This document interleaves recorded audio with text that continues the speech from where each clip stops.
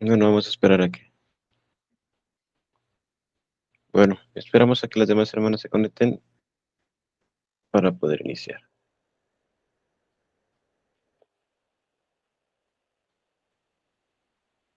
Bueno, vamos a orar para dar inicio. Gracias aquí a nuestra hermana Tere. Oramos entonces. Padre, te doy gracias por esta mañana.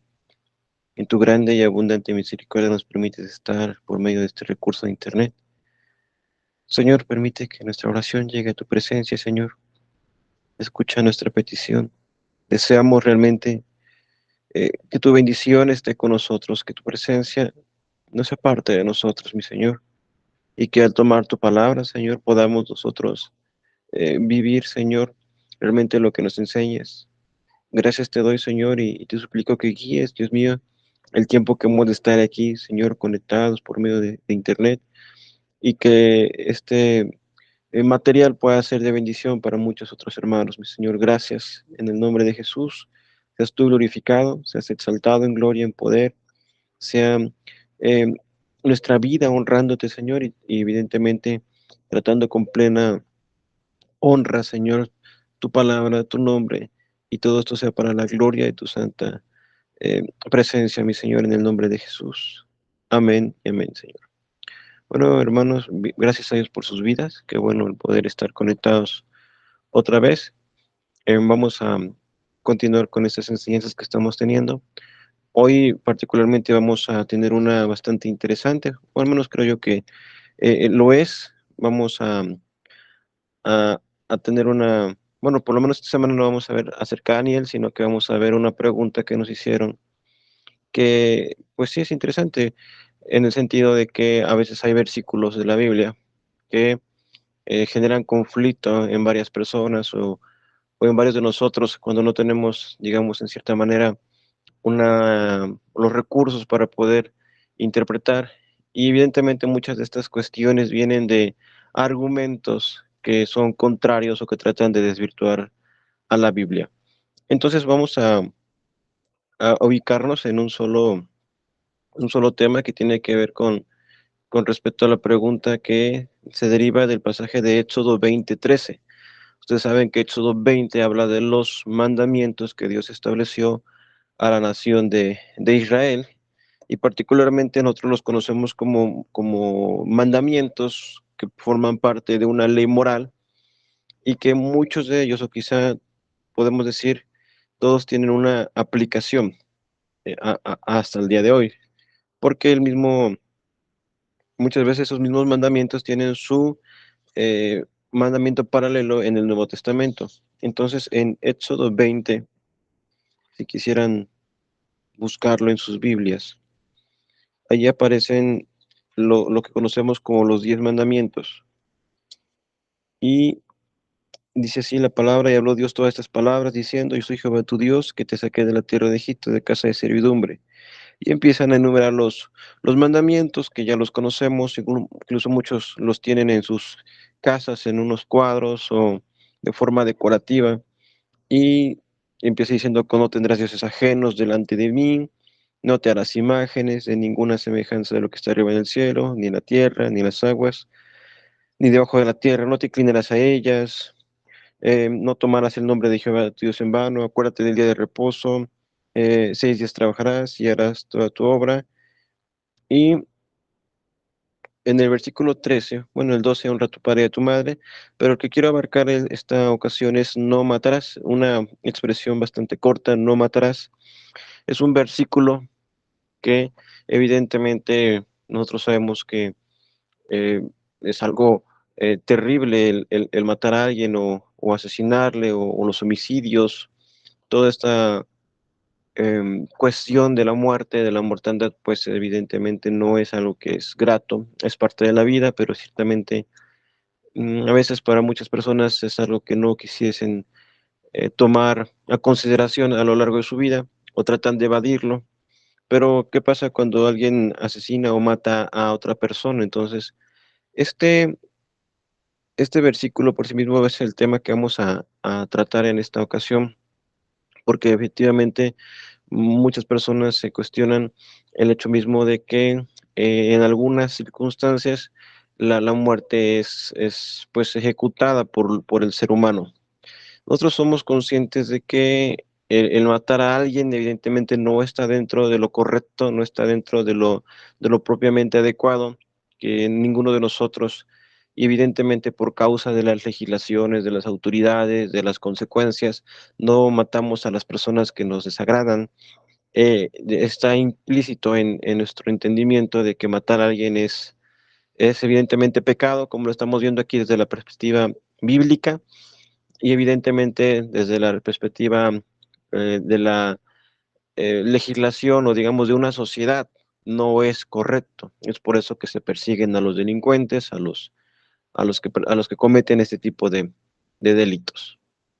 Pero la pregunta se deriva más que nada respecto a cuando a ciertas circunstancias si es válido matar, como en el ejemplo de los militares, del ejército, o inclusive en las cuestiones de que algunos países tienen lo que se llama la pena de muerte o la pena capital. Entonces ahí empieza la cuestión. ¿Es válido para algunas personas matar? Eh, Inclusive alguna ocasión me hicieron una pregunta respecto a un pasaje de Eclesiastés, refiriendo que el pasaje que habla acerca de que hay tiempo para todo, tiempo de bailar, tiempo para abstenerse de bailar, tiempo de amar, tiempo de abstenerse de amar, y inclusive hay una parte donde dice hay tiempo de matar, y entonces hacía referencia que si había un momento en el cual las personas podían matar a alguien o podían tener esa oportunidad.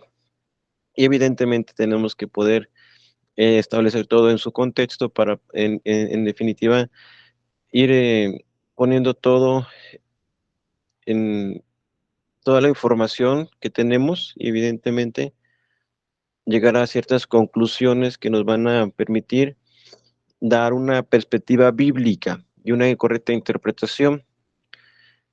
Miren, este versículo, no matarás, nosotros lo entendemos como algo que tenemos que sigue vigente para nosotros, que no lo vamos a hacer. Evidentemente, ninguno de nosotros estaría inclinado a hacerlo. Pero como les repito, la pregunta viene en dos cuestiones, o digamos, las preguntas, podríamos llamarlo un conflicto moral, porque el conflicto moral radica en el hecho mismo de que si en cuanto a la guerra, en cuanto a un conflicto bélico, es permitido para los militares o para los que conforman un ejército matar a hombres que evidentemente pertenecen al ejército contrario, o en dado caso también las autoridades, jueces o las naciones que permiten y que condenan a otros seres humanos a la muerte o a la pena capital. Nosotros ya sabemos que a lo largo de la historia ha habido varias formas de dar muerte a ciertos delincuentes, ya sea la horca, la silla eléctrica, la decapitación, hoy día la inyección letal o las cámaras de gas o ciertos elementos como que induzcan a la persona pues a la muerte por causa de haber cometido algún delito. Tendremos que comenzar hablando de que nosotros, todos los seres humanos, somos imagen y semejanza de Dios. Eso lo vemos en el Génesis 1:27. Estamos hablando de que hombre y mujer son a semejanza de Dios. Y es importante aclarar porque, no sé si ya se los mencioné, hace algún tiempo surgió, no sé si sigue vigente, yo creo que sí, es ese tipo de sectas no suelen prevalecer. Surgió y llegó, a menos aquí en esta ciudad, en una comunidad o personas coreanas que tocaban a las puertas y diciéndoles a las personas que si sabían que también había un Dios mujer. Porque según ellos, en su interpretación, decían que la Biblia afirmaba que así como hay un Dios que es hombre y hay una creación que es imagen y semejanza de un Dios varón, también hay una creación que es imagen y semejanza de un Dios mujer. Aquí la Biblia evidentemente está hablando de el término hombre no como el género masculino o femenino, para diferenciarlo, sino se refiere a hombre como en el género humano, es decir, humanidad, el humano, el ser humano, y aquí estamos englobando hombre y mujer, es semejanza, es imagen y semejanza de Dios. Y significa que entonces cada ser humano, aunque no creamos en el Señor y aunque no seamos cristianos, portamos esa misma gracia o esa misma gloria, si pudiéramos llamarla de esta manera, de tal manera que somos llamados a preservar o a honrar esa imagen. Es por eso mismo de que todos los temas que tienen que ver con adicciones o temas que tienen que ver con cuestiones que conlleven a la muerte, al asesinato o a la deformación del ser humano, pues evidentemente es algo que no es grato delante de Dios, porque nosotros mismos somos imagen y semejanza de Dios, exportamos la misma gloria de Dios, algunas características que son propiamente de Dios. Y esto es curioso porque nosotros, o los seres humanos, más bien dicho, es tendiente a crearse ídolos, ídolos de barro, es decir, hace hombres, o hace imágenes de hombres, o hace figuras de ciertos elementos, sea de barro, de metal, de madera, y los adora. En este caso, nosotros somos imagen o somos semejanza a Dios, y nosotros debemos adorarle a Él. Y en ese sentido, empezando con esto, es que el hombre en toda su complejidad, y nosotros somos bastante, ¿cómo decirlo? Desde la perspectiva biológica, muy complejos, tenemos una gran cantidad de órganos vitales, órganos y sistemas que permiten el correcto funcionamiento de nuestro cuerpo, órganos que están compuestos a la vez por células o por eh, moléculas y que evidentemente tienen una gran complejidad. Es importante mencionar que en cuanto a la teoría de la evolución, sigue siendo eso, una teoría, no es algo que esté confirmado, solamente hay ciertas especulaciones o ciertos avances. Algo que es cierto es real es que el hombre se puede adaptar o tiene la tendencia a adaptarse a ciertos fenómenos, ciertas circunstancias climáticas, ciertas condiciones, por ejemplo, laborales. Y eso es una realidad. Es lo que en este caso Darwin observó en las Islas Galápagos, que ciertos animales o ciertas especies se adaptaban a ciertos criterios diferentes en ambiente, eh, en alimentación, y que evidentemente había ciertas características que se habían desarrollado con el tiempo y que les hacían propicio la vida. Eso es innegable. El ser humano se adapta a los climas, se adapta a condiciones, a condiciones de trabajo, a ciertos tipos de alimentos, y eso es algo totalmente natural, pero lo que la evolución o lo que la teoría de la evolución no puede, digamos, explicar es cómo ese diseño original aparece. Eso es imposible. Nadie. El misterio del genoma humano, de la cadena genética, es algo que es bastante complejo en el sentido de toda su estructura, del aspecto químico y biológico y genético. Evidentemente, por ello es que los científicos hoy, inclusive muchos de ellos, los que han ganado premios Nobel en cuanto a ciencia, la mayor parte de estos ganadores, quizá un 80% son cristianos o son creyentes, como en el caso, por ejemplo, de Gregorio Mendel, que es el creador o que conoce como el padre de la genética, que precisamente era un sacerdote católico. Bueno, ese lo menciono simplemente para que podamos nosotros ver la complejidad del hombre, su origen, su naturaleza, el hecho mismo de que es creación de Dios, que somos imagen de Dios, que aunque no somos creyentes, somos personas o seres humanos que portamos esa misma imagen, esa misma gloria, esa misma majestad del Dios eterno y soberano. Y de ahí parte el hecho mismo de que el sexto mandamiento indique que no habremos de matar. Éxodo 20 eh, se traduce en nuestras Biblias, sobre todo si en una Reina Valera 60, como no matarás. Y una versión como la Nueva Traducción Viviente lo traduce como no cometerás asesinato. Y esto es importante diferenciarlo porque ciertamente la palabra hebrea con la cual realmente está la cual aparece en el texto original en hebreo, en los manuscritos, es que es una palabra que evidentemente como, se traduce como no, o sea, la traducción correcta sería no cometerás asesinato. Nosotros lo conocemos como no cometerás, no matarás, pero realmente lo que está traduciendo, lo que debería traducirse en nuestras Biblias es no cometerás asesinato. Y esto es algo muy distinto. Yo sé que para muchas personas puede ser lo mismo no matar a no asesinar, pero tanto para la Biblia e incluso hoy día, si ustedes lo buscan en internet, En cuanto a la Real Academia de la Lengua Española, hay una diferencia.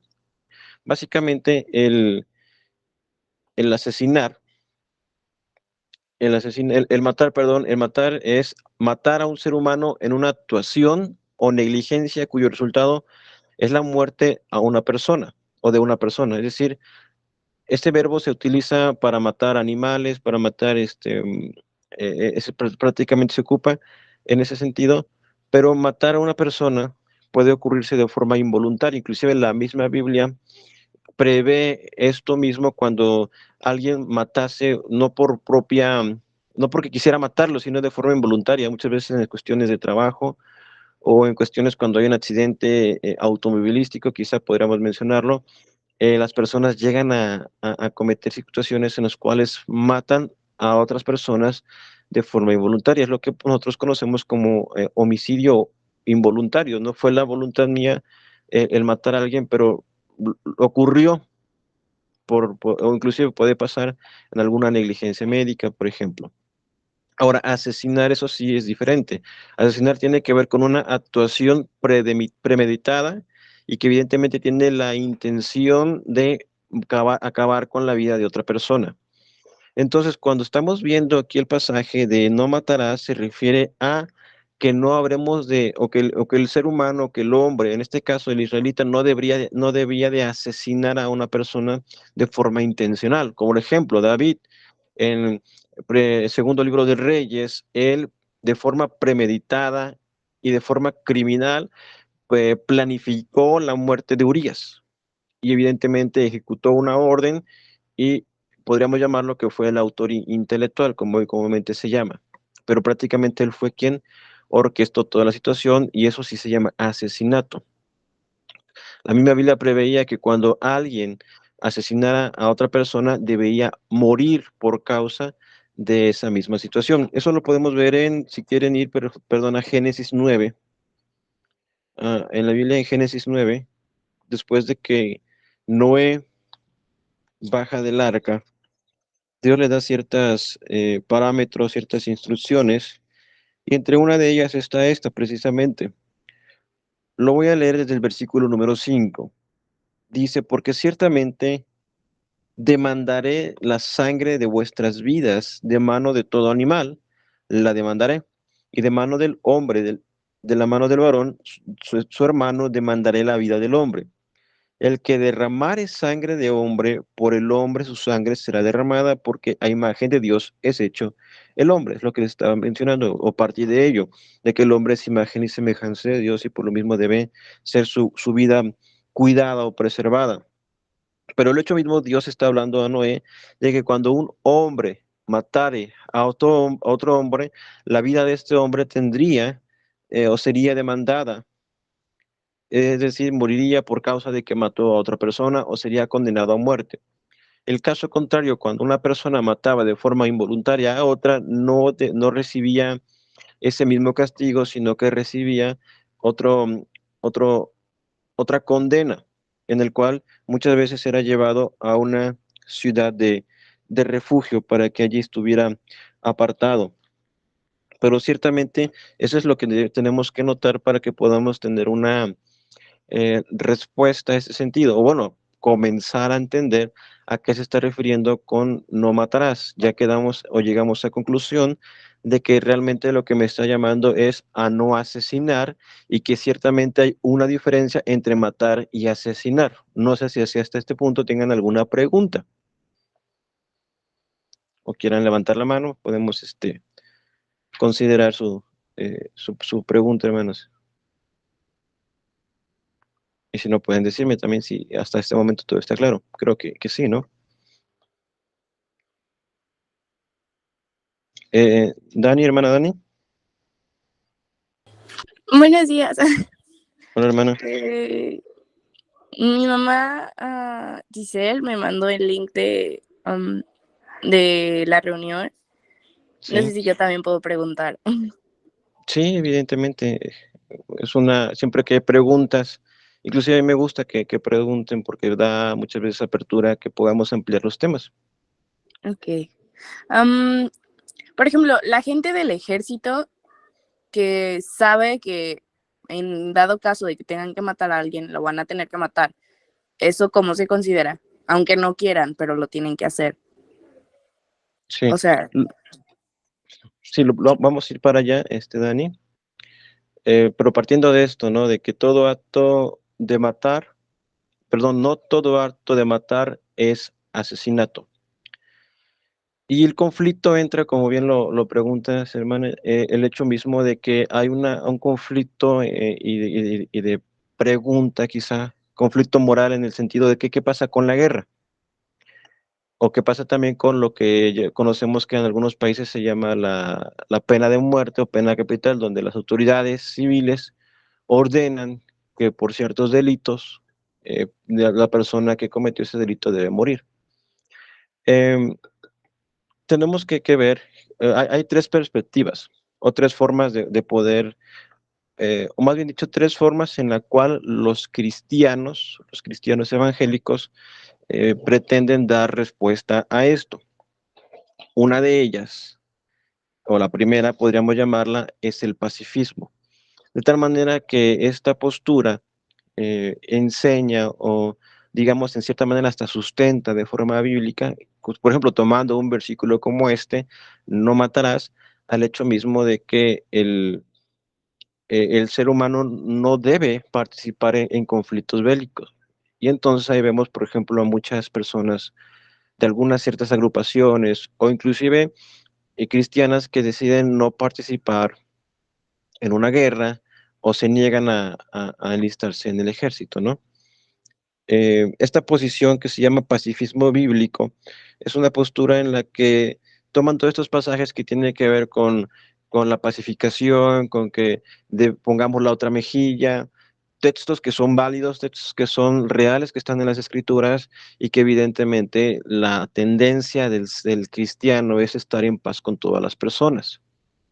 Y aún en circunstancias en las cuales muchas veces están impulsados o empujados a participar en una guerra. Por ejemplo, nosotros en México no tenemos una situación semejante en la cual el ejército mexicano participe en conflictos bélicos. Por lo regular siempre tiene una tendencia a ser un país que busque el diálogo, que profese la paz. Aunque desde otra perspectiva podemos ver que el ejército mexicano pues combate a lo que muchas veces se llama la delincuencia organizada y que sí es cierto que en ese momento también hay circunstancias que pueden asemejar a lo que pasa en otros países, como por ejemplo los Estados Unidos, que constantemente se encuentran ellos involucrados en guerras, y eso es bastante común allá en los Estados Unidos, o por ejemplo en el moderno Estado de Israel, en el cual toda su población tiene que tener un servicio militar obligatorio y debe de siempre estar como que a la expectativa, tanto el ejército, todo el cuerpo militar, porque ellos en cualquier momento se desatan conflictos que a veces duran pues días, semanas, y están en esas condiciones en las cuales tienen que estar siempre, pues podríamos llamarlo de forma eh, en alerta. Por ejemplo, en Ucrania, lo que está pasando en Rusia en este momento, en donde los hombres, los varones ucranianos, pues tienen la obligación de quedarse en su país o de volver de donde quiera que estén para poder enlistarse en el ejército y defender a su nación. Son circunstancias en las cuales entonces esta perspectiva no, digamos, no tendría lugar. Claro, podría siempre las personas abstenerse de participar, pero quiero enfatizar un poco más. Por ejemplo, aquí hay un pensamiento de John Drescher, el cual decía: amad a vuestros enemigos, excepto durante una guerra, guardad vuestras espadas, porque los que viven por la espada morirán por la espada, excepto cuando el gobierno me pide que pelee. Si alguien dice amo a Dios y odia a su hermano, es mentiroso, excepto cuando pelea en una guerra. Bendecid a los que os persiguen, bendecid, no maldigáis, excepto cuando mi país está en guerra. Entonces es controversial bastante y obviamente pertenece al área de la ética cristiana, donde los cristianos tenemos que presentar una respuesta en ese sentido, si nosotros fuésemos personas que nos adherimos a esta perspectiva pacifista, entonces nosotros nos negaríamos totalmente a participar en un conflicto bélico. Por ejemplo, y siempre vamos a estar retomando un poco el ejemplo de la Segunda Guerra Mundial para poder establecer un parte del contexto, y el hecho mismo es de que en la Segunda Guerra Mundial ustedes saben que la Alemania nazi, en todo su poderío militar y la guerra relámpago que ellos ejecutaban con una invasión a naciones en corto tiempo o buscando desestabilizar al enemigo y prácticamente conquistarlo en el mayor tiempo posible, o lo más rápido posible, perdón, atacando por aire, por tierra, por agua, con infantería, con tanques. Y algo que hizo en este caso Holanda, por ejemplo, los Países Bajos, que es Holanda, Bélgica, ellos y también Dinamarca, ellos simplemente no pelearon.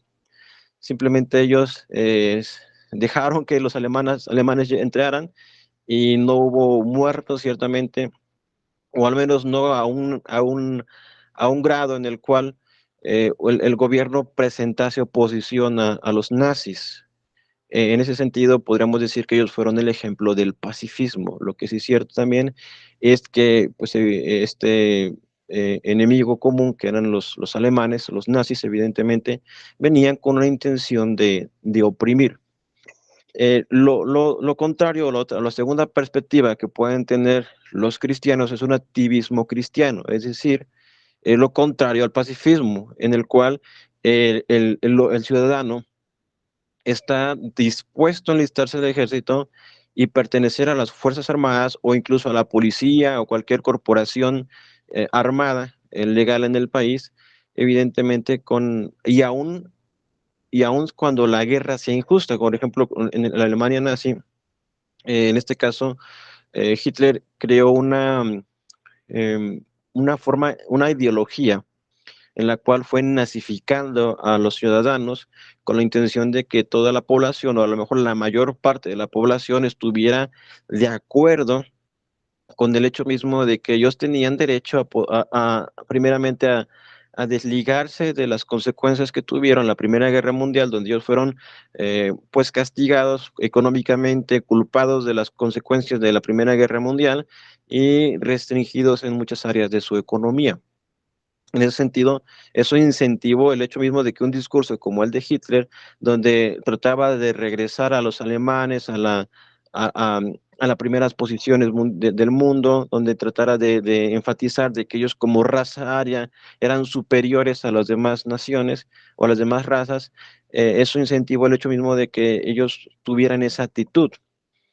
Eh, Ciertamente, esta posición representa la convicción de que siempre es correcto participar en la guerra, aun cuando las causas no sean las correctas o no sean justas.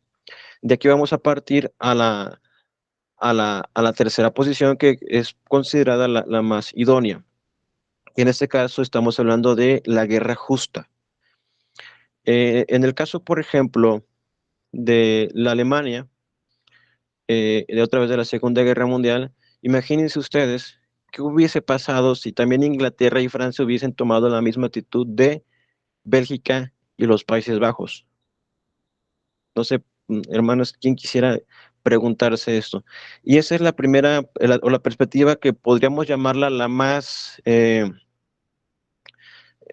la cual podríamos llamarla la más equilibrada, en el sentido de que ciertamente, y esto lo podemos constatar con las escrituras, y evidentemente ya en la práctica, de que los seres humanos o incluso las guerras o las muchas guerras que incluso aparecen en la Biblia aparecieron por causas justas. Por ejemplo, cuando Gedeón en el capítulo número 6 de Jueces, Dios lo levanta como un caudillo, en el caso en este caso de todos los jueces, y van a la guerra, van a la batalla y vencen y matan a sus enemigos, es por causa de liberarse de una opresión. Pero la perspectiva nunca fue dominar y expandir mi territorio y que estos me fueran tributarios.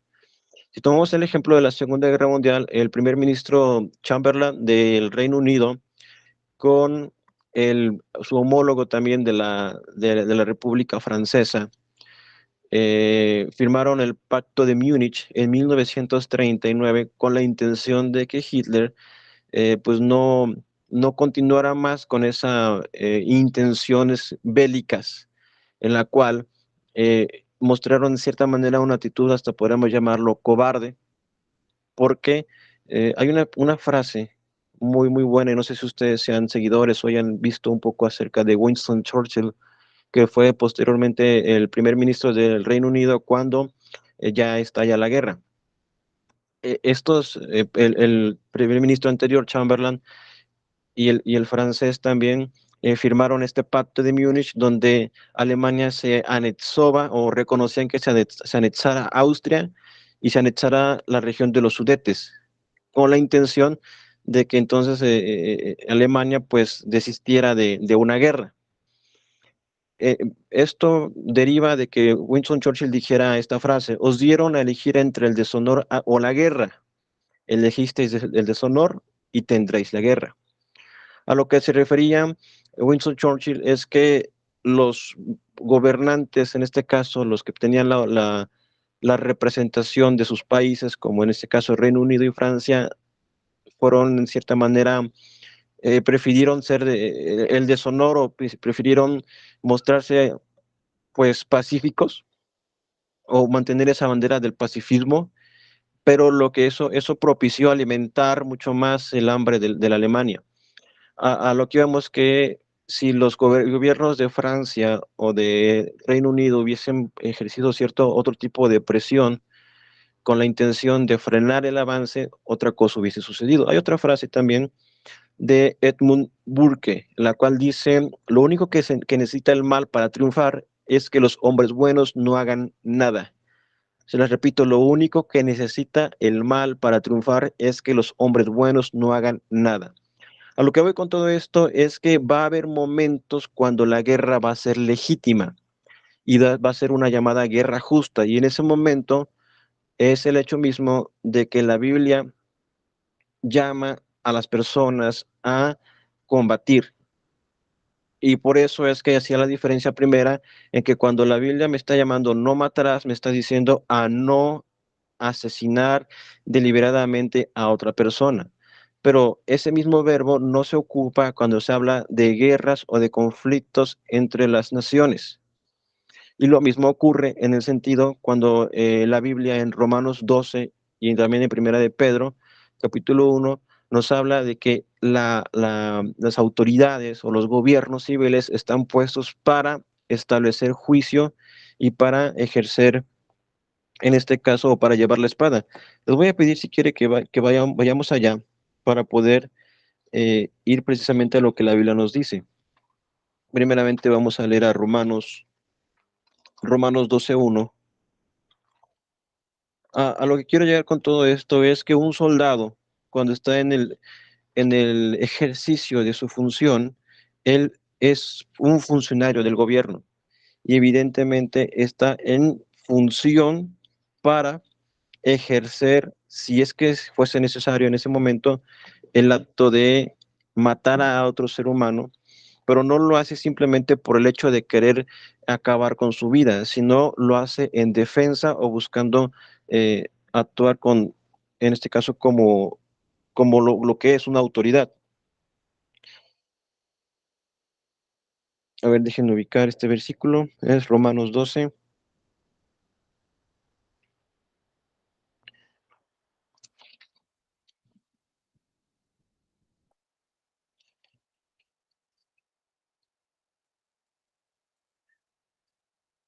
Perdón, es el 13, Romanos 13. Se los leo de esta manera, es Romanos capítulo número 13. Fíjense lo que dice: sométase toda persona a las autoridades superiores, porque no hay autoridad sino de parte de Dios, y las que hay por Dios han sido establecidas. De modo que quien se opone a la autoridad, a lo establecido por Dios resiste, y los que resisten acarrean condenación para sí. Y oigan esto: porque los magistrados no están para infundir temor al que hace el bien, sino al malo. ¿Quieres pues no temer a la autoridad? Haz lo bueno y tendrás alabanza de ella, porque es servidor de Dios para tu bien. Pero si haces lo malo, teme porque no en vano lleva la espada, pues es servidor de Dios, vengador para castigar al que hace lo malo, por lo cual es necesario estarle sujeto no solamente por razón del castigo, sino también por causa de la conciencia. Pues por esto pagáis también los tributos, porque son servidores de Dios que atienden continuamente a esto mismo. Pagad a todos los que debéis, que al que tributo, tributo, al que impuesto, impuesto, al que respeto, respeto, al que honra, honra. El hecho mismo es que en cuestiones de guerra no estamos hablando de que una guerra la desata cualquier tipo de persona. Más bien dicho, estamos hablando de que una guerra es desatada o que es autorizada por precisamente una autoridad legítima establecida en una nación. Claro, estamos hablando dentro del contexto de una guerra justa. Cuando un país es invadido por otro, necesariamente tiene que defenderse, tiene que tomar las armas y defenderse. Lo podemos ver en los ejemplos de las independencias de Latinoamérica o las independencias también de Norteamérica, donde muchas veces fueron ellos llevados hasta tomar las armas y poder buscar una situación en la cual pudiesen ser libertados de la opresión. En ese sentido, esa es una guerra justa. Y también estamos hablando de que no es la intención siempre exterminar, sino defenderse, como el ejemplo que estamos viendo en Ucrania, donde los ucranianos prácticamente lo que están ejerciendo es una defensa. Claro, no tenemos todo el contexto político real de lo que está ocurriendo, de lo que origina la guerra. Podemos informarnos también en base a las fuentes informativas, pero lo que vamos es que dentro del contexto de ese sentido, la guerra justa es una guerra que Dios mismo ha dado al gobierno, la autoridad y como dice ahí, la espada para ejercer justicia. Es en esto mismo hecho de que si eh, no hubiese autoridades civiles, no hubiese policías, no hubiese ejército, no hubiese corporaciones policíacas armadas o militares, realmente sería un desastre. Podemos, por ejemplo, ver el caso de El Salvador, ya lo he mencionado muchas veces en estos tiempos. Claro, hay sus perspectivas que algunos plantean como negativas, otros que son justas, pero en cierta manera, no sé qué tan bíblico sea Nayib Bukele, pero lo que está haciendo es prácticamente tomando la posición bíblica de ejercer justicia castigando al malo para que el bueno pueda, o digamos el buen ciudadano, y esto inclusive lo usan con esas palabras, que los derechos de los buenos ciudadanos están por encima de los delincuentes o de los pandilleros. Y en esto ciertamente tiene su origen tanto en la Biblia y está, o lo vamos a encontrar en todas las constituciones de las naciones, en el hecho mismo de que por ende aquel que es un delincuente o comete delitos o actos de terrorismo, pues debe de ser juzgado o condenado. Y muchas veces se tiene que hacer uso de la fuerza porque estos mismos delincuentes actúan con esa misma condición. Bueno, pero hasta este momento sé que pueden surgir muchas preguntas. Desearía que volvieran a preguntar o a comentar o inclusive a decir, bueno, yo coincido con esto o decirme, no, yo pienso que no es así. Hermanos, si quieren levantar la mano o les pregunto directamente.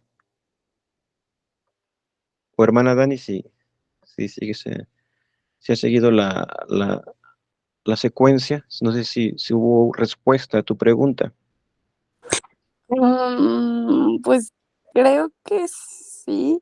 O sea, entonces es como, bueno, con mi mamá y con Ana era lo que, bueno, una vez me dijo mi mamá cuando le hice la misma pregunta. En ese momento ella no me dio una respuesta tan explicada como usted, pero me puso el ejemplo de David. No, sí, no, ¿cómo se llama? De Josué. Ujú. Y cuando pues mataban a las personas de los lugares que Dios quería que conquistaran. Y creo que es algo que va de acuerdo con lo que está diciendo usted. que mientras sean como en el ejército es como su trabajo, por así decirlo, y Dios no es como que esté en contra porque se está haciendo justicia. Pero bueno, no, sí tengo una pregunta. Ujú. Eh, entonces, o sea, ¿qué pasa si uno de los países, por ejemplo, está haciendo guerra por algo que no es justo y terminan matando gente? O sea, al final las personas del ejército están trabajando por su país, pero ¿qué tal si la razón que tiene el país no es justa? Entonces no se está haciendo justicia. Bien, en ese sentido, nosotros como cristianos, es que recuerden esto, siempre estamos hablando desde la perspectiva cristiana. El cristiano está autorizado para desobedecer, es decir, para no actuar en base a lo que la autoridad me está pidiendo, pero debo ser consciente de que voy a tener consecuencias. El ejemplo más claro lo encontramos en la misma Biblia con Daniel, empezando con Daniel. O vamos a empezar a hablar de Sadrat, Mesad y Abednego. Ellos fueron llamados a postrarse a una estatua de que construyó Nabucodonosor. Era una ley, era algo que había sido mandado por el gobierno vigente y que ellos dijeron no lo haremos. Y Dios nos librará, pero sábete, oh rey, que si Dios no lo hace, aún así no nos postraremos. Por ejemplo, también con Daniel. Daniel determina no dejar de orar a su Dios, aunque la ley le dijese que tenía que orar al Dios perdón, al rey solamente, al rey Darío. Él continúa con sus oraciones porque no va a orar a un hombre ni otra cosa porque iría en contra de su fe y entonces daría la espalda a su Dios. En ese sentido, Daniel desobedeció y en ambos casos, tanto Sadrat, Mesad y Abednego como Daniel tuvieron consecuencias y prácticamente fueron enjuiciados, unos echados al horno de fuego y Daniel echado a los leones. Y claro, existía la posibilidad de que Dios simplemente permitiese que ellos muriesen y que Daniel fuese devorado por los leones y que los otros tres jóvenes fueran quemados en el horno de fuego. Aún así, ellos mantuvieron su integridad y mantuvieron su fidelidad a Dios, pero bueno, Dios decidió salvarlos y librarlos. En ese sentido, cuando hay una guerra que no es justa, nosotros somos como cristianos llamados a no obedecer y eso aplica a cualquier área, no precisamente a una guerra, donde el gobierno nos prohíba, por ejemplo, reunirnos o el gobierno nos prohíba predicar el evangelio, entonces aplican los versículos que dicen en que es mejor obedecer a Dios antes que a los hombres. En ese sentido, es lo que se llama la desobediencia civil. No vamos a servir, no vamos a obedecer, y aunque vengan las consecuencias, que es lo que pasaba un poco con el Imperio Romano. El Imperio Romano permitía que las demás naciones conquistadas pudieran tener su propia religión, pero tenían, sin embargo, que venerar al César. Es decir, uno podía adorar a Zeus, o podía adorar a Odín, o podía adorar a cualquier dios, pero siempre si venían el ejército romano y traían la figura del faraón, perdón, del faraón, del emperador, o su insignia, tenían que decir César es el Señor. Precisamente ese saludo proviene de los romanos, después los nazis lo retoman ya en el siglo XX, pero los cristianos no lo hacían. Entonces, lo que hacían los cristianos era pagar impuestos, respetar a las autoridades, hacer todo lo correcto en cuanto al gobierno, pero el problema que ellos tuvieron es que ellos no presentaban reverencia ni adoración al César. Por eso es que fueron brutalmente perseguidos. Si los cristianos hubiesen mostrado su culto cristiano y a la vez, para no ser perseguidos, hubiesen venerado a César, pues no hubiera habido ningún problema, porque eso era lo que hacían todas las demás religiones en el imperio. Pero a los cristianos, al oponerse o al negarse a obedecer el mandato que era del mismo gobierno, pues se vieron expuestos a la persecución por alrededor de, no precisamente los primeros 300 siglos, pero 300 años, perdón, de los primeros 3 siglos, pero sí, de repente había un gobernante que los perseguía, después apaciguaba la persecución, hasta por ahí del siglo tercero, en el año de 320 aproximadamente, donde se permite la libertad de culto a los cristianos. Pero es lo mismo que aplica acá. Evidentemente, si estamos viendo que una guerra es injusta, que busca expandirse, que busca aprovecharse como cristianos, y entonces ya entraríamos en otro tema que tiene que ver con lo que es las convicciones cristianas y realmente renunciar a todo por obedecer a Dios. No sé si te parece, este, o qué opinas de esta pregunta, esta respuesta. Como que ya me quedó más claro. Sí, me Gracias. comentaban también, porque yo también he visto la película esta de Hasta el último hombre, de cómo se llama, del director Mel Gibson y Andrew Garfield, en donde, y es una historia que pues, se argumenta ser verídica de este soldado Desmond II, que él pues se enlista al ejército para fungir como médico, pero decide no usar ningún arma en contra de otra persona, y eso es válido, pero imagínense que todos los soldados de Estados Unidos fueran como Desmond II y entonces ¿qué iba a pasar? Eh, y es parte de lo que ocurrió un poco con lo que fue el Imperio Bizantino.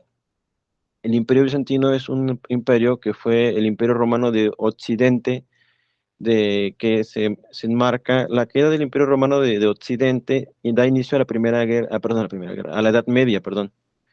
Y la caída de este mismo imperio, del Imperio Bizantino me refiero, en 1500 aproximadamente, no sé, no tengo el año exacto, pero la caída de Constantinopla da como terminada la Edad Media, son un periodo de 1000 años.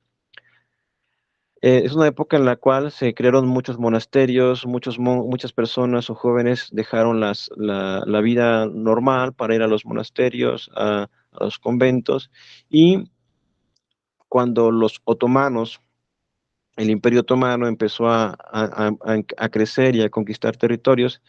Imagínense una sociedad donde los hombres, los que deberían estar al frente o los que deberían estar empuñando la espada o en este caso las armas para defender a su nación, pues están incapacitados para hacerlo porque nunca se formaron, nunca se prepararon, nunca tuvieron esa situación. Por ejemplo, también regresando al ejemplo del moderno Estado israelí, ellos son un Estado que surge por ahí del 1948 oficialmente, y evidentemente empiezan con una guerra contra los palestinos, los árabes que están instalados allí. La ONU había designado que un porcentaje era para los judíos de ese territorio y otro porcentaje era para los palestinos. Eh, Al iniciar la guerra y al terminar, los judíos se hacen de mucho más territorio del que se les había asignado. Entonces, desde entonces siempre se da el servicio militar forzoso.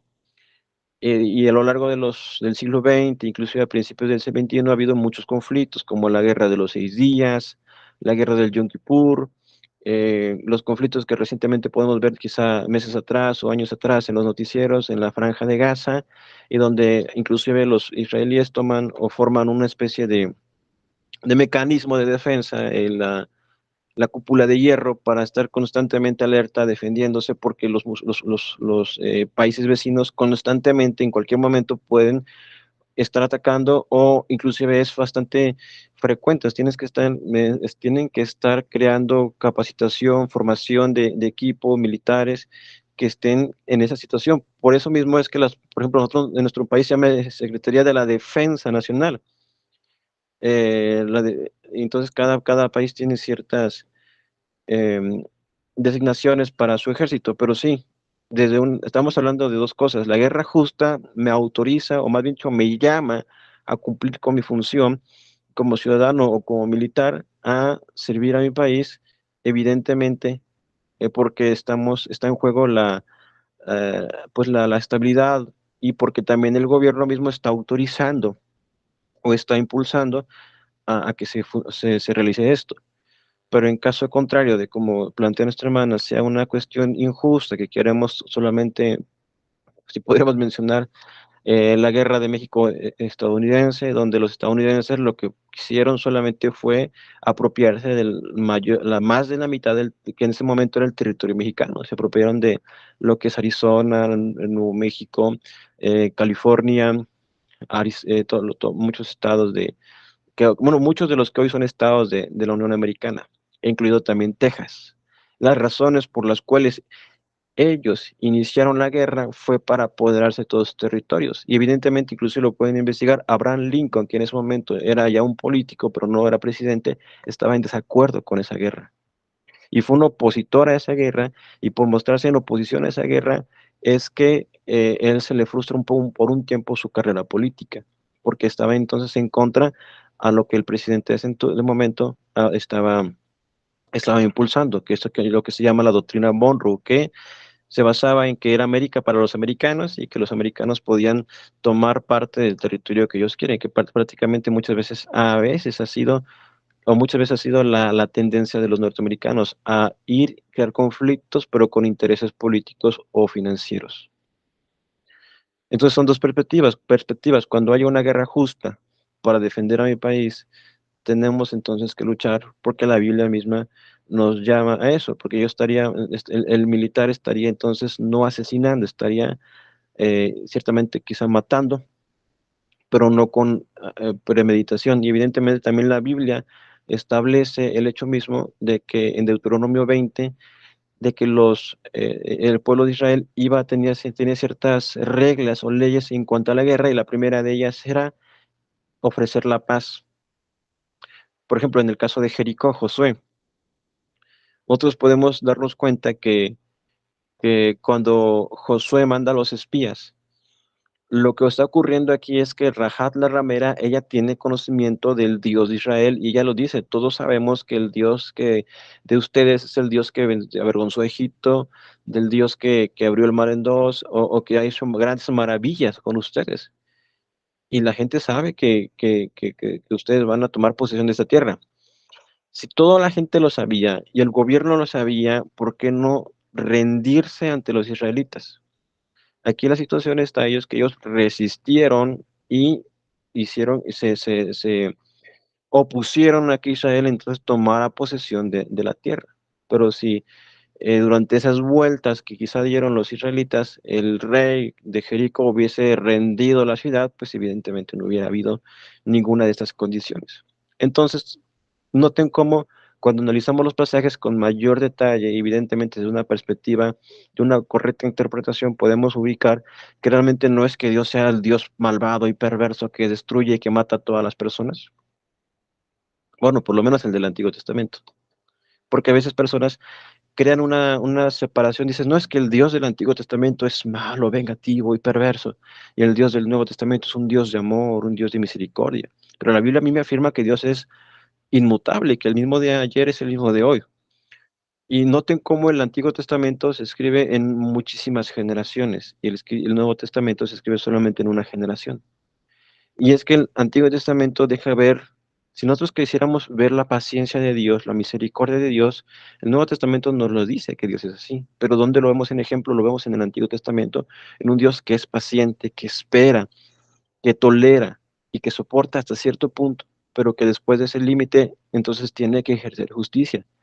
Lo podemos ver eh, en, en una nación de Israel que se va a los ídolos, que toma dioses falsos, que idólatra, tiene prácticas paganas y abandona el culto a Dios, y Dios los espera y Dios les manda profetas y los dice que se vuelvan, y Dios les advierte y Dios les dice, y cuando ya no más puede soportar o llega a un cierto límite, pues Dios tiene que ejercer disciplina y justicia, y tiene que llamar a esta nación a cuentas, y tiene que ser deportada hasta Babilonia, y aún con ello Dios, después de esta disciplina de 70 años, les hace regresar a la nación. Entonces, no sé si tengan algo más que preguntar, hermana Ana. Digo Ana por la. Ay, bueno, ¿sí me escucho? Sí, la escuchamos, hermana. Ah, perdón. Eh, Excelente, hermano, gracias de verdad por su respuesta que siempre nos da. En lo personal, pues sí, me queda ya, me queda ya todo más claro, ¿no? Y me quedaba pensando en esta famosa frase que dice: abrazos, no balazos, que los delincuentes también son seres humanos, hermano. ¿Qué postura tenemos ante esa situación? Quizá como gobierno, como país, como los gobernantes, qué es lo que están haciendo, porque pues sí es bien sabido que en nuestro país se le ha quitado esa autoridad, ¿no? Para hacer justicia.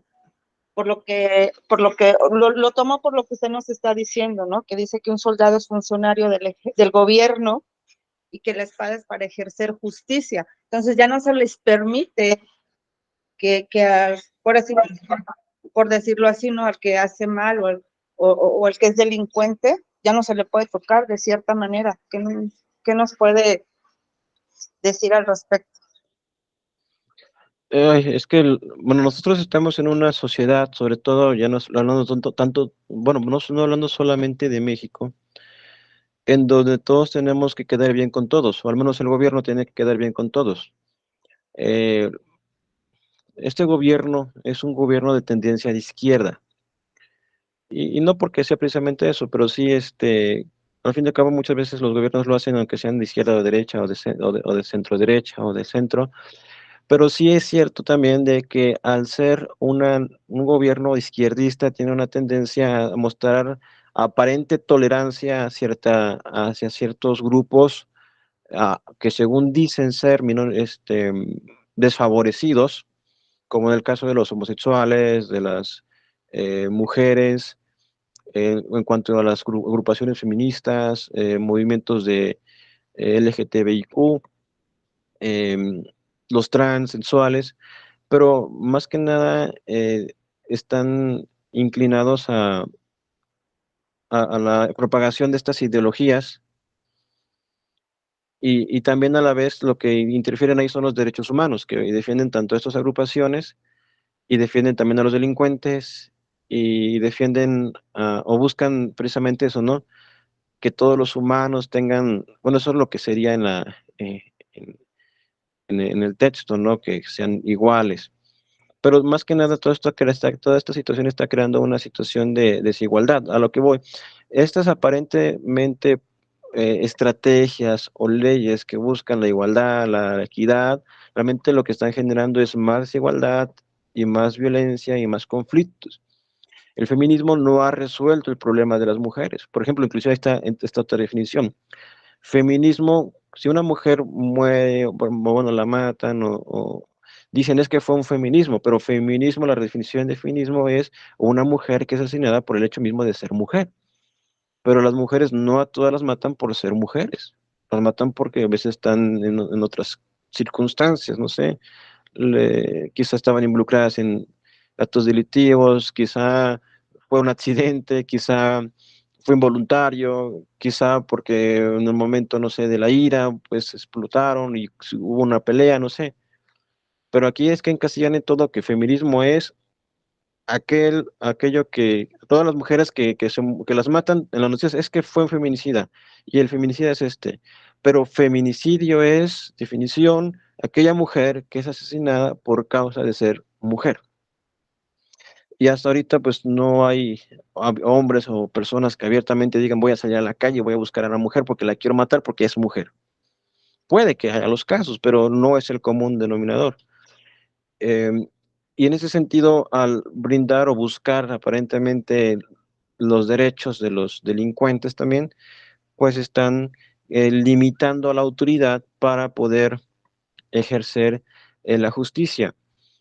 Y ciertamente todo eso no es una política que sea una política pues, local o nacional, sino que forma parte de organizaciones internacionales que buscan, pues en cierta manera, mostrarse como, como las organizaciones buenas, pero que están imponiendo ciertas tendencias o ideológicas o legislativas que son contrarias realmente al juicio común de juzgar a un delincuente.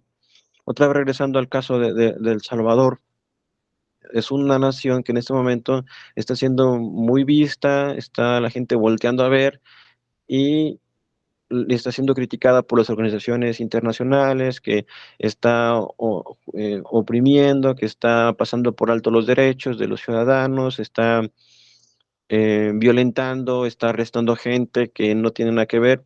En ese sentido, nosotros no podemos tampoco defender o mantener una postura de que no, que esto todo lo que hace es bueno, porque evidentemente puede que sí es cierto, en todo ese margen de poder de arrestar a todas esas personas, sí hay personas que muchas veces son arrestadas injustamente, y no solamente ahí, sino en todo el mundo, pero la tendencia es que los resultados se están viendo. Una sociedad más segura, una sociedad que está avanzando, una sociedad que está contenta, y no contenta simplemente porque les están dando, como a veces decimos, pan y circo, sino porque están viendo la posibilidad de que ahora pueden desempeñar sus trabajos, sus actividades, su vida diaria, recuperar sus viviendas, recuperar una estabilidad social y la posibilidad de poder emprender negocios sin tener que recibir extorsiones, sin tener que tener temor de que sus hijos los recluten para las pandillas, sin temor de que los vayan a estar en enfrentamientos cruzados, sino que realmente está mostrando estabilidad y dando una eh,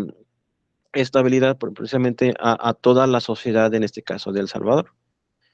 Y que eso está siendo bueno, que a lo mejor tendría, pero aún así no sabemos cómo organiza todo su sistema judicial con la intención de arrestar a los que realmente son delincuentes y poder establecer un criterio de delitos, pues eso es otra situación.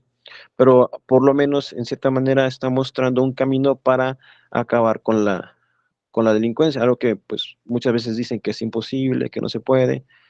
Em, y regresando a nuestro país, pues sí, lamentablemente las policías o los militares, por ejemplo, en lo que pasó en el norte del país, donde bueno, mataron a ciertos jóvenes, y las noticias lo ponen como que ellos eran jóvenes buenos, que ellos no hacían nada malo, y que estaban ahí, y la familia se manifiesta, y los soldados son enjuiciados, pero también hay evidencia de que estos eran delincuentes y que estaban en prácticas ilegales. Y el problema aquí es que ahora el policía o el militar está siendo juzgado e inclusive encarcelado por causa de hacer el trabajo por el cual se le ha contratado, y donde realmente sí es un funcionario y debiera de velar por el bienestar cuando realmente están haciendo lo que les correspondería, y sería en este caso poder librar a la sociedad de ese tipo de personas que tienen unas conductas o prácticas delictivas.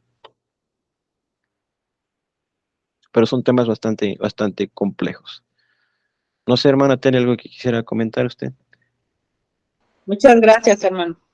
Sí, hermana Ana. Sí, hermano, lo último que comenta, sí es verdad, y ahora los delincuentes graban los videos donde a ellos los están atacando, y desgraciadamente la policía no tiene cámaras en sus uniformes, en su gorra, para demostrar lo contrario, y politizan todo y a ellos los castigan, aunque ellos solo se defiendan. Y pues la Biblia nos dice que la maldad irá en aumento, hermano. Así que sabe que nos tocará ver. Gracias. Sí, hermana. Bueno, para ir enfatizando qué puntos, en qué momentos. Recuerden que vimos tres perspectivas. La primera era el pacifismo, donde los cristianos dicen, no, yo no quiero atentar contra la vida del ser humano, y que puede ser legítima, y que, más bien dicho, tiene que ser respetada de algunas personas que quieren mantener esa posición. Por ejemplo, el movimiento, los menonitas, que surgen del movimiento de Menno Simón. Él, por ejemplo, dijo lo siguiente: son los hijos de la paz, son los hijos de la paz que han convertido sus espadas en rejas de arado, sus lanzas de hoces, y se adiestran más para la guerra. Ya que debemos ser transformados a la imagen de Cristo, ¿cómo podemos pelear con nuestros enemigos con la espada? Dejamos las espadas y lanzas de hierro para los que lamentablemente consideran la sangre humana y la sangre de cerdos casi del mismo valor. Menno Simón es el fundador, o digamos, un cristiano fundador, pero quien origina este movimiento menonita. Los menonitas, recuerden, son aquellas agrupaciones religiosas que son cristianos, que profesan la fe en Cristo, pero que se aíslan de la sociedad. Aquí en México hay comunidades menonitas en el norte del país, también en Estados Unidos, y que en algunos casos extremos se abstienen de uso de la tecnología, y que ni gasolina usan, ni automóvil usan todavía la carreta, visten todavía de una forma muy, muy austera, y que deciden aislarse del mundo y de la sociedad y mantener una actitud pacífica ante toda circunstancia. Y quizá puede formar parte de la libertad cristiana. No creo que estén quizá pecando contra Dios, pero aunque sí considero que pueden ser menos eficientes en la función o en el trabajo que el Señor nos ha encomendado de evangelizar al mundo en el cual vivimos. En el caso del activismo, sí, ya sería una situación en la cual las personas que tienen esa postura, aún cristianas, pues tratan de justificar sus actitudes o sus intereses, diciendo que pues tienen que ejercer justicia, aunque las situaciones sean injustas. Y la situación un poco más equilibrada sería la de la tradición de la guerra justa, actuar en cuestiones de guerra solamente cuando es necesario y cuando realmente es una causa que demande la defensa, o en el caso de las policías, como mencionábamos, donde ellos están siendo pues agredidos y tienen que repeler la agresión, o incluso cuando están en alguna orden de aprehensión o tienen que arrestar a alguien o una persecución de un delincuente que ciertamente está generando estragos a la sociedad.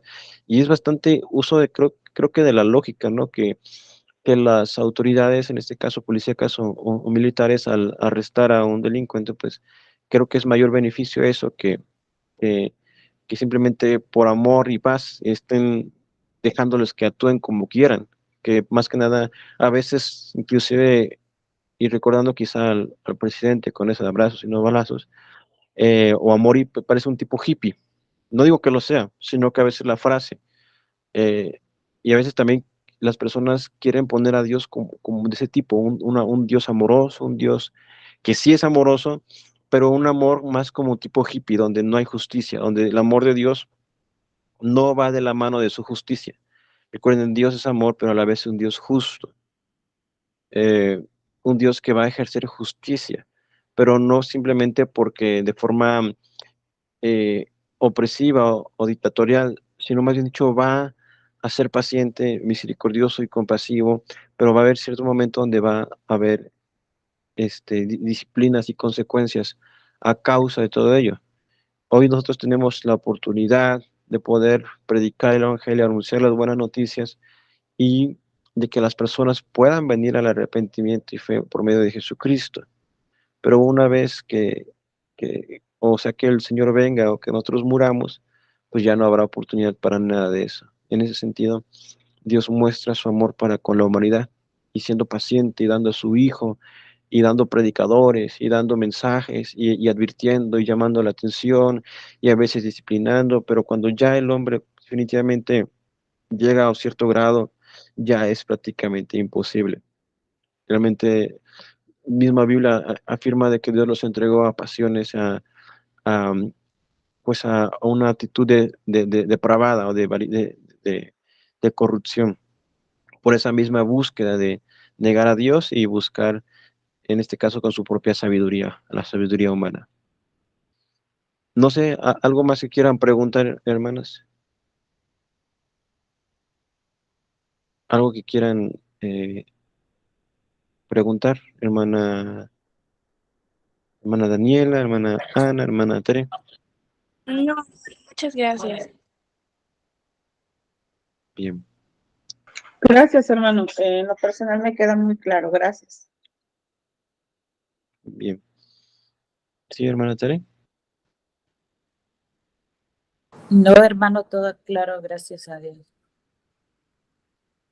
Bien, entonces vamos igual si tienen preguntas, lo pueden hacer posteriormente o también muchas de esas preguntas son muy buenas, muy interesantes, como la que acabamos de tratar hoy, para que podamos también tratarlas en algún material que podamos desarrollar. No dejen de considerar esa situación. Si tienen alguna pregunta, alguna duda en cuanto a la Biblia o en cuanto a las que puedan generar, pues realmente la intención es poder servirles y poder apoyar a ese tipo de cuestiones. Y espero que sea de mucha bendición y que también, por ejemplo, nosotros estamos a poco menos de un año, que es un poquito más, para las elecciones y la función como cristianos principal es orar por las autoridades, rogar que hagan con justicia su trabajo. Y nosotros que somos una república o una nación democrática, pues evidentemente tenemos que participar activamente en las elecciones, tenemos que votar. No les digo que voten por cualquier partido, pero sí les digo que se informen o nos informemos, porque muchos partidos, o al menos el que tiene hasta ahorita la preferencia, pues tiene políticas abortistas, que bueno, que ya son ley, políticas de movimientos homosexuales. No es que odiemos a los homosexuales, es que más que nada la inclinación es imponer una forma de pensamiento que no es la forma ni siquiera ni científica, ni cristiana, ni lógica de proceder de un ser humano. Y entonces, no, en ese sentido, cada persona ciertamente puede ser libre de practicar, pero no el hecho mismo de imponer a otras personas o a una sociedad eh, la ideología que va contraria tanto a la Biblia como a la lógica como a la ciencia. Entonces, todo ese tipo de situaciones sería bueno que las pensemos, no nos dejemos ser, pues mover por las emociones o por las sensaciones o porque el primo va a recibir un puesto, porque yo voy a recibir un cargo, sino más bien ser responsables, porque eso es lo que la Biblia nos llama a ser responsables, orar, participar activamente y tener esta condición de ser responsables en cuanto a mi participación como ciudadano. Bueno, un pensamiento para ustedes. Bueno, si no hay nada más, pues vamos a terminar. Gracias a Dios por sus vidas. Espero que haya sido de bendición. Son temas que son interesantes y que espero que también puedan generar también en ustedes el interés para poder seguir en estas enseñanzas, hermanas. Dios les bendiga. Vamos a orar para pedirle al Señor que bendiga este fin de esta enseñanza. Bueno, oramos. Padre, te doy gracias por la bendición tan grande que nos has dado. Te ruego que lo que hemos hablado aquí pueda ser de bendición, pueda ser de instrucción para con nosotros, mi Señor, para ser responsables de ese mandato de tu palabra, Señor, a respetar a las autoridades, a someternos a las autoridades, a orar por las autoridades, mi Señor, y evidentemente siempre y cuando no atenten contra la fe nuestra, Señor, porque entonces sí seremos llamados a una desobediencia civil y también ser conscientes de las consecuencias que puedan venir, mi Señor. Por eso te rogamos, mi Señor, que nuestro presidente, que nuestras, en este caso, gobernadora y gobernadores de los distintos estados, los funcionarios públicos, senadores, diputados, magistrados, regidores de distintas regiones del país, por favor, Dios mío, permite que las personas correctas lleguen a ese espacio, Señor. Y aun si fuese el caso, muchas veces quizá tendremos que padecer como cristianos, mi Señor, por causa de las situaciones de los gobiernos, pero en lo que quepa podamos orar, Señor, bendecir a las autoridades, a los partidos políticos, a los sistemas de gobierno, a las instituciones, mi Señor, con la visión, mi Señor, de que puedan ellos hacer su trabajo y aún, Dios mío, aunque muchas veces estos gobernantes en tu palabra, en las naciones, fueron enemigos tuyos, mi Señor, enemigos de la verdad, a la vez sin saberlo, fueron instrumento en tus manos, mi Señor. Por eso es que encomendamos todo eso en tus manos, sabiendo que tú eres más sabio y que tú conoces el futuro y que tú sabes eh, todo lo que está en el porvenir, Señor, y por eso descansamos en ti, sabiendo que el que tú establezcas, mi Señor, será porque tú lo habrás determinado y nosotros estemos confiados en que no dependemos del gobierno, dependemos de ti. Y te agradezco infinitamente por todos mis hermanos que estuvieron aquí presentes, Dios mío, por lo menos por esta conexión de internet, y te ruego que sea para bendición para sus almas, edificadas en la palabra, y que su fe sea aumentada, se vivifique, su cuerpo sea eh, honrando también tu vida, mi Señor, en toda forma, Dios mío, te glorifiquemos. Muchas gracias, Padre mío, gracias por tu misericordia, gracias por mis hermanos, en el nombre de Jesús, nuestro Salvador. Amén y amén, Señor. Amén. Bien, hermanas, Gracias, hermano. gracias a Dios. Buen día, bendiciones. Bendiciones, Igualmente. hermanos. Muchas gracias, hermano. Dios les bendiga, hermanos. Nos vemos pronto, primero Dios, la próxima semana.